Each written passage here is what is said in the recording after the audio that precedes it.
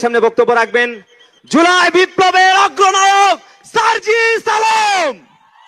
বক্তব্য রাখছেন সার্জিস আলম।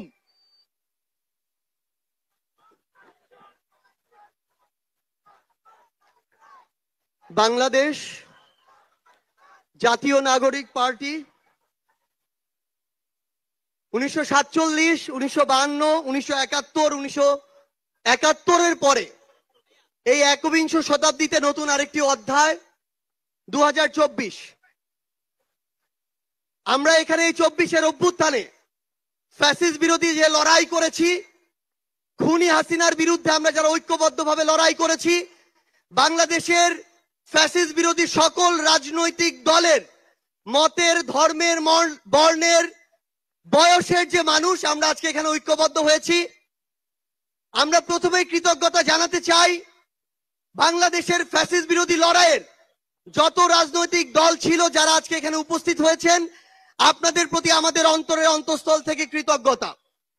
আমরা শুধু আপনাদেরকে একটা কথাই বলি, একটা অনুরোধ করি। আমরা বিশ্বাস করি যদি ওই 5 অগস্টে খুনি হাসিনা জান নিয়ে পালিয়ে যাওয়ার পরে আমরা এই বাংলাদেশ নিয়ে যে স্বপ্নগুলো দেখেছিলাম সেগুলো আমরা বাস্তবায়ন করতে চাই, তাহলে আমাদের এই রাজনৈতিক দলগুলোকে ঐক্যবদ্ধভাবে কাজ করতে হবে। আমাদের যে কোনো একটি বিষয়ের পক্ষে বিপক্ষে কথা থাকবে, যুক্তি তর্ক থাকবে, কিন্তু দিন শেষে যেটা দেশের জন্য, দেশের মানুষের জন্য মঙ্গলকর, আমরা সবাই যেন সেটাতে ঐক্যবদ্ধ হতে পারি। আমরা বিশ্বাস করি আমাদের এই রাজনৈতিক দলগুলোর মধ্যে যদি এই মিউচুয়াল রেসপেক্টটা থাকে, আগামীর বাংলাদেশ হবে অপ্রতিরোধ্য বাংলাদেশ। আমরা আপনাদেরকে অনুরোধ করি বাংলাদেশের সরকারি যত কর্মকর্তা কর্মচারী আছে তারা যেন আর তাদের দায়িত্ব পালন বাদ দিয়ে তোষামোদির রাজনীতিতে লিপ্ত না হয়। আমরা অনুরোধ করি বাংলাদেশ পুলিশ নামক যেই প্রতিষ্ঠানটিকে খুনি হাসিনা ধ্বংস করে দিয়েছে, সেই প্রতিষ্ঠানটি যেন কাজের মাধ্যমে তার গৌরবটি আবার ফিরিয়ে আনে। আমরা আপনাদেরকে অনুরোধ করি সরকারি সকল অফিস আদালত যত কিছু রয়েছে, সে পুলিশ হোক, বিচারক হোক, আমলা হোক, দয়া করে জনগণ থেকে হাত পেতে ওই ঘুষের টাকা নিবেন না। দয়া করে জনগণের জন্য, জনগণের সাথে সামান্য স্বার্থের জন্য এই অন্যায়গুলো করবেন না। আমরা আপনাদের সামনে অনুরোধ করতে চাই এই রাষ্ট্রীয় প্রতিষ্ঠানগুলোকে খুনি হাসিনা নিজ হাতে ধ্বংস করে দিয়ে গিয়েছে। সকল রাজনৈতিক দলকে ঐক্যবদ্ধভাবে এই প্রতিষ্ঠানগুলোর সংস্কার করতে হবে।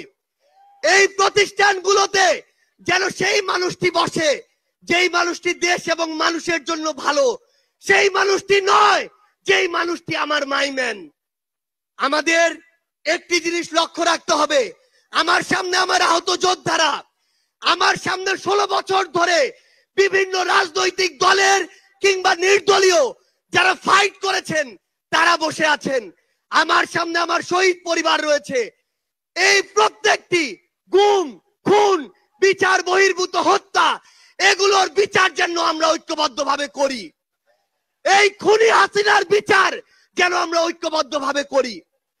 একটা জিনিস মনে রাখতে হবে, নিজেদের সামান্য স্বার্থের জন্য যেন কোনো অপরাধী ছাড় না পেয়ে যায়। কোন অপরাধীর জন্য সুপারিশ নিয়ে আমরা যেন থানায় না যাই। কোন অপরাধীর জন্য সুপারিশ নিয়ে আমরা যেন কোনো বিচারকের কাছে না যাই। এই নতুন বাংলাদেশে ধ্বজভঙ্গ ওই শিক্ষার সিস্টেম গুলো, এই কারিকুলাম গুলো আমাদেরকে ঠিক করতে হবে। এই বাংলাদেশকে বাংলাদেশ পন্থী হিসেবে গড়ে তুলতে হবে। আমরা আপনাদের কাছে অনুরোধ করি আগামীর যে বাংলাদেশ আমরা স্বপ্ন দেখি, সকল রাজনৈতিক দল যদি ছোট ছোট স্বার্থগুলোকে এক পাশে রেখে ঐক্যবদ্ধভাবে কাজ করি, তাহলে সেগুলো আমরা বাস্তবায়ন করতে পারবো। এই মঞ্চ থেকে আমরা যেন এই শপথটুকু নিয়ে যাই, এই ছোট্ট জীবন সৃষ্টিকর্তা যাদেরকে গুরুত্বপূর্ণ দায়িত্বগুলোতে রেখেছেন এগুলো তাদের কাছে আমানত স্বরূপ। আমরা যেন এই ছোট্ট জীবনে এত বড় দায়িত্বের আমানত গুলো দয়া করে খেয়ানত না করি। আমরা আপনাদের কাছে অনুরোধ করি আমাদের রাজনৈতিক দলগুলোর মধ্যে কেন্দ্র থেকে ওই একদম গ্রাম পর্যন্ত, রুট পর্যন্ত যেন নিজেদের ভিতরে সুস্থ একটি প্রতিযোগিতা হয়। দয়া করে যেন আমরা কাউকে প্রতিপক্ষ না মনে করি।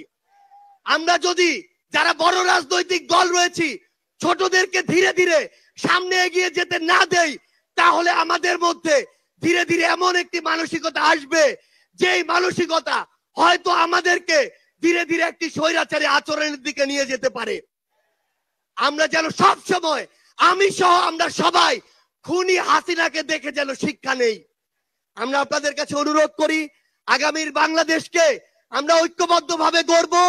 এবং একটা জিনিস শুধু মনে রাখবেন, দিন শেষে দেশ এবং মানুষের স্বার্থকে সবার আগে রেখে যদি আমরা এগিয়ে যেতে পারি, তাহলে আমাদের কাঙ্ক্ষিত বাংলাদেশ সম্ভব। আপনাদের সাথে লড়াইয়ের রাজপথে অথবা বিজয় দেখা হবে। সব সময় বাংলাদেশের এই নতুন আজ যে পার্টিটি জন্ম নিতে যাচ্ছে, সেই পার্টির সাথে থাকবেন, সমর্থনে থাকবেন, দোয়ায় রাখবেন।